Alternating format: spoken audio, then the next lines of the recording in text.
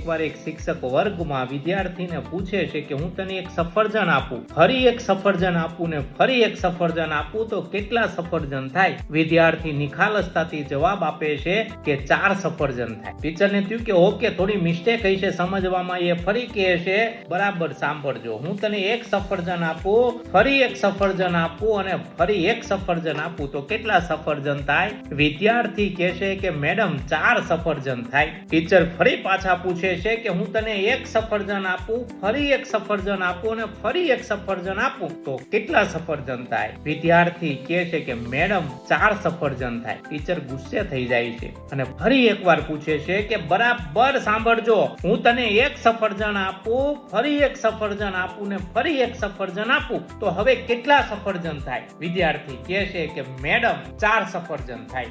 મેડમને ગુસ્સો તો આવે છે પણ કાબુ રાખી અને ફરી કહે છે કે પ્રશ્ન બદલું અને મેડમ એમ કહે છે કે હું તને એક સંતરું આપું, ફરી એક સંતરું આપું ને ફરી એક સંતરું આપું તો કેટલા સંતરા થાય? વિદ્યાર્થી કહે છે કે મેડમ 3 સંતરા થાય. મેડમને હાશકારો થાય છે કે હા, મોડું તો મોડું પણ સમજમાં તો આવ્યું. મેડમ ફરી પાછો જૂનો પ્રશ્ન પૂછે છે કે હું તને એક સફરજન આપું, ફરી એક સફરજન આપું અને ફરી એક સફરજન આપું તો કેટલા સફરજન થાય? છોકરો એની જ વાત કરે છે, મેડમ 4 સફરજન થાય. મેડમ ફરી પાછા ગુસ્સે થાય છે કે સંતરા 3 થાય અને સફરજન 4 થાય, આવું કેમ?